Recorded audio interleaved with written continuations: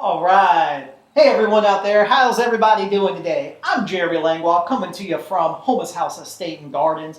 I hope everybody's doing great today. All right, so let's go ahead and just get started in our dish today. Today, this dish, I feel like a rapper saying this. This dish is dedicated to the haters out there. I want to give a shout out to fan of the show, Mr. Mel Toombs, who, whenever we said we were going to be cooking the infamous Brussels sprout, commented in the comments, yuck, this week. But I just wanted to do this cooking demo, because I said in talking about preparing this dish, I said, growing up for me, no vegetable, when I was growing up in the 80s and 90s, no vegetable got a worse rap, whether it was on TV or this, that, and other, than Brussels sprouts. Brussels sprouts was always like the butt of the joke when it came to vegetables, so much so that Brussels sprouts just weren't even a part of my life until much later in life, till maybe when I was cooking in restaurants and when I was 20. And then once I actually started preparing them, I realized I didn't get what all the hate was for. I absolutely love Brussels sprouts, and they're one of my favorite vegetables. However, I think this is a great example of just cooking in general. I always like to say that, let's say I'm at the restaurant and I'm preparing tuna, and someone says, well, I don't like tuna. Well, a comment I always like to say is, whether it's Brussels sprouts or anything, it's that you don't necessarily don't like tuna or Brussels sprouts or whatever it might be. It's maybe it just hasn't been prepared in a way that you would like it. And I think that's what I'm going to try to do today. I'm going to show Brussels sprouts, and I'm going to show you this insanely simple recipe. Really, really simple. But to me, I think it's the best way to cook Brussels sprouts, and this is one of my favorite things. So let's go ahead, let's jump in and get started. Like always, guys, my friend Jesse's behind the camera, so at any point you have questions, if you're live watching this, drop a comment, and we're watching those, and if we're able to answer them on air, we'd be happy to. And even if you're watching this later, not live, you can drop a comment as well, and I'm looking at the comments, and I'll try to answer them as well. So what we're going to do is we're going to do a Brussels sprout dish, and this is going to make a fantastic appetizer or a fantastic side dish to any main entree that you might be serving at home. And what we're going to do, they're going to be crispy fried Brussels sprouts. We'll get to that in a second. Then we're going to have this great topping, which is going to be a honey whipped goat cheese that we're going to put on top of it. And these flavors are just going to go absolutely perfect together. And this is going to make just a killer dish that if you've never tried Brussels sprouts, give it a shot. The reason why I think maybe Brussels sprouts did get that bad rap is because oftentimes people would get like frozen Brussels sprouts, and then they would boil them down, and they just kind of basically cooked up like mushy cabbage. And that's not the way we want to treat Brussels sprouts. We want to treat them a little bit different. But let's go ahead and just jump in and get started. What we're actually going to do first is make this topping, which is the honey whipped goat cheese. So I took a package of goat cheese, typically of which you would find in the grocery store. Open that up, let it sit out for a few minutes. I'm going to drop it in my pretty pink little mixer here. Y'all like my mixer, guys? I'm going to drop that in there. And then we're going to start whipping that, but also that's 8 ounces. I'm also going to throw in 4 ounces of Philadelphia cream cheese. That's what's right here. So 8 ounces goat cheese, 4 ounces Philadelphia cream cheese. The reason I'm adding the Philadelphia cream cheese is goat cheese itself is very crumbly. So by adding a little bit of cream cheese to it, when I start to whip it, instead of it just crumbling all around in here, that cream cheese is going to add a little bit of structure and a little bit of body to the cheese and help hold this whole thing together. So we're just going to put that in there. Watch how simple this is. Again, this is insanely easy. I have a little bit of balsamic vinegar. That's going to add some nice acid. And then I have, right from our Houmas House beehives, I'm going to add some honey to this. Now we're so lucky here at Houmas House, not only to have our herb gardens and things like that, but we do have our bees as well. And we actually sell this in our gift shop. And Jesse, do we sell our honey online? We do, on our gift shop page. You heard that? We sell, look, if you're looking for honey right here from the property, buying local here at Houmas House, we have our honey on the gift shop. And I'm just going to put them in the mixer, and I'm just going to start to whip this. And I'm going to kind of let this go till it starts to just get real creamy and just incorporate everything together. Since goat cheese doesn't come seasoned, we are going to put a little bit of salt and a little sprinkle of black pepper, or some cracked black pepper in here, just to give it a little seasoning. And again, we're just looking to mix all this together. It's going to start to get real creamy. I'm going to show you what it looks like in a second. It's almost done. And this is just going to have a really great flavor. You know, the reason we added balsamic vinegar in here as well is, you know, that's going to give it a little bit of acidity. You can add lemon juice. We're using balsamic vinegar. Let me show you what this looks like, y'all. Just kind of scrape this with our rubber spatula. And we're going to pull this out. So let me show you what we're working with here. Just real simple. Now this would make a great topping on toast or bagel or anything like that. But this is, you know, honey and goat cheese go phenomenally together. It helps add this nice little sweet element to the honey that really kind of to the cream cheese that really kind of elevates it. So that's going to make a great topping. You can make this ahead of time. You can let it sit down and cool in the fridge, and you can use it for, like I said, different things from a bagel to these Brussels sprouts that we're going to be cooking. So now that our honey goat cheese, our whipped goat cheese with honey is done, let's go ahead and talk about our Brussels sprouts and what we have going on over here. So all I've done is, these are whole Brussels sprouts, and whenever you come to, when we get Brussels sprouts, we want to just do a couple of things to prepare them. Oftentimes you'll see a couple loose leaves here. We just pick those off. And then what we want to do is trim the bottom. Right here, you'll often see the root is a little dark. So I'm just going to trim that off and make sure you got the nice white part that we see. And then I'm just going to split it in half. Now, one thing, let's do that again because I do want to show you one mistake you can do. I'm just barely trimming the bottom of this stem to get that dark part off. If you were to cut this too much, let's cut this just for demo purposes. Don't cut too much of that stem off, because what's going to happen is the stem itself is holding the whole Brussels sprout together. So if you were to cut it off, and then we split it in half, if we were to cut too much off the stem, well now all these leaves, or whenever we throw these in the fryer, all these leaves are just going to break off. So just barely trim the bottom of that Brussels sprout, and that's going to split it in half, and that's going to keep the whole thing together. Everybody with me? All right. Now let's come over to the fryer and let's talk about the fryer. So I have some Brussels sprouts prepared, ready to go. Real simple. Just trimmed at the bottom, split in half. I have a deep fryer set up to 350 degrees like always. And again, not to sound like a broken record, but I talk about this every time I go over some of the frying fundamentals.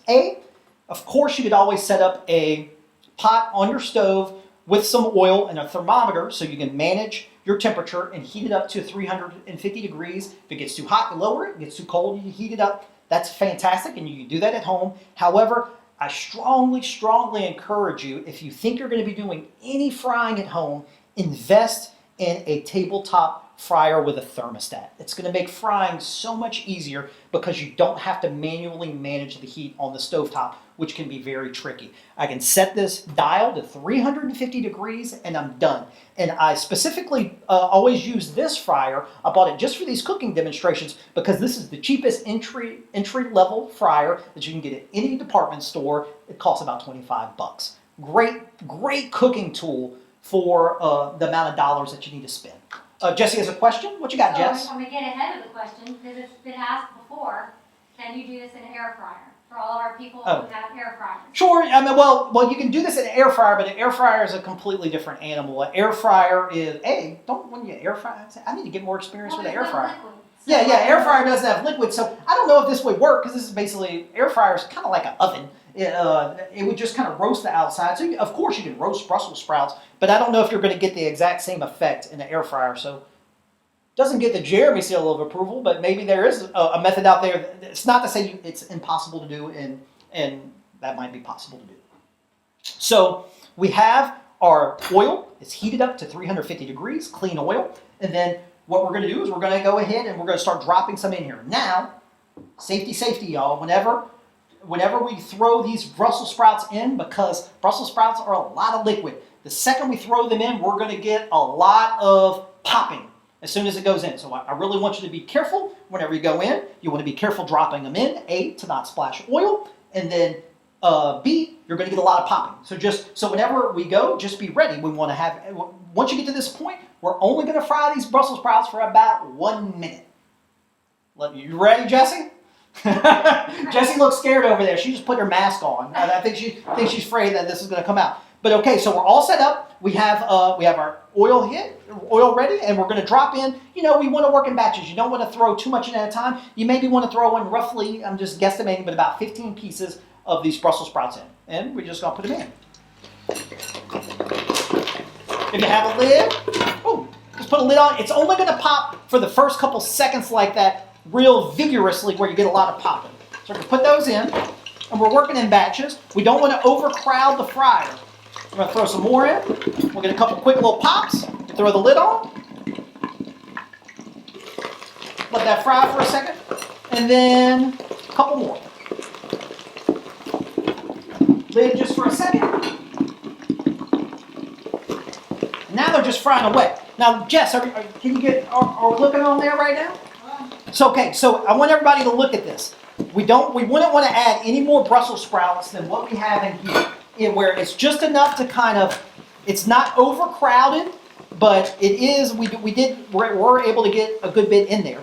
And the reason why we wouldn't want to add any more Brussels sprouts to this is because as you start to put ingredients into your fryer, well, you're going to drop the temperature of your fryer.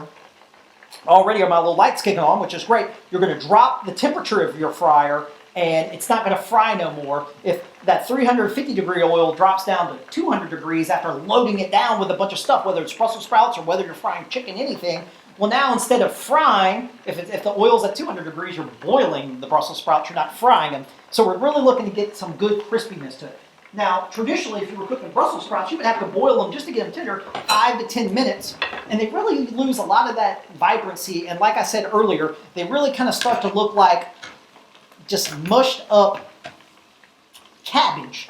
And that's not what we're looking for. We want to, what's great about frying them is just these flash fry methods. We're going to get some nice caramelization on the outside. We're really going to keep that nice, beautiful green color to them.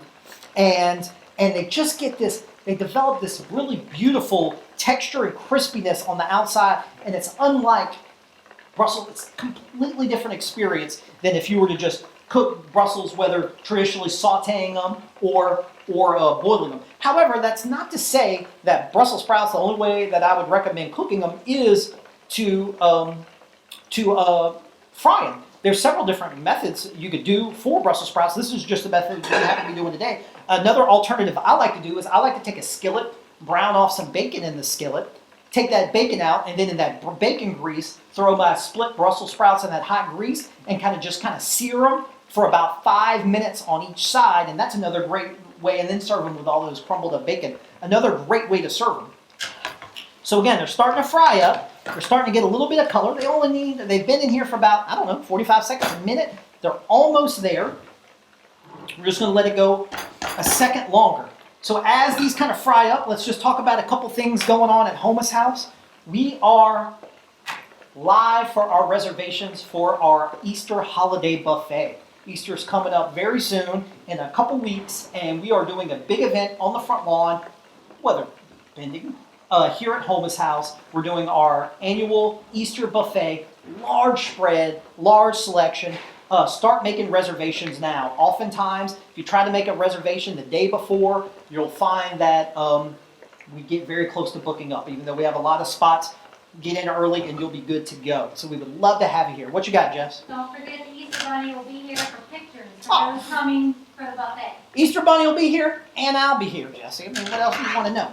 So, okay. So, look, Jesse, show this again. We can see as they start to fry, the Brussels sprout itself will kind of start to open up like a flower, almost like a blooming onion. It'll start to open up, and it'll kind of fry it in there as well. And it's only been going for about 1.5 minutes. And as soon as you start to see some of that brown color on it, they're ready to come off. I got a plate here with some napkins on it to dry some of that oil off of it. And we're just going to scoop these Brussels out of here. And again, if you've never tried this before, man, you've got to give these crispy Brussels sprouts a try. It's unlike any other way you've ever had Brussels sprouts if you've never had it this way. This has really become a dish that's been very popular. It's funny how different items, as a chef, I follow these different cooking trends. 10 years ago, every restaurant had a pork belly on it. Well, now it seems like every restaurant has their own version of fried Brussels sprouts. So this is one way we like to do it. Whenever the Brussels sprouts themselves come out, like a lot of fried food, I like to go ahead and sprinkle some good kosher salt, a little bit of cracked black pepper right on top of them, kind of mix those through. Now, we're just going to serve these straight up. However, I always like to give you guys different options out there. Another great thing you could do at this point when you want to finish it, if you wanted to toss this in a little bit of dressing, say olive oil and a little bit of vinegar and put a little coating on them, that would be a fantastic thing you could do. But again, I just want to keep this recipe really simple. Brussels sprouts, goat cheese, cream cheese, honey, and balsamic vinegar. That's the only things you need to make this recipe. To serve it, we're going to take a generous amount of these Brussels and put them right here on a plate. And these cook up so fast, they're ready to go. And then I'm just going to put a dollop of this honey goat cheese whip on top. And we're just going to put that right on top. And the heat from the Brussels will kind of allow that cheese to kind of get oozy. And then when you go to eat it, you just mix the whole thing together and it's fantastic. I like to come back with a little bit of bell peppers just to garnish it, to give it a little pop of color. And there you have it, guys. Crispy fried Brussels sprouts with a honey goat cheese whip. We'll be serving this as an appetizer at Houmas House for dinner Friday and Saturday this week. Other than that, give it a try at home. Do you like Brussels sprouts? Yes or no? Leave a comment on the page, and we'll love hearing from you. Other than that, we'll see you next week. Thank you.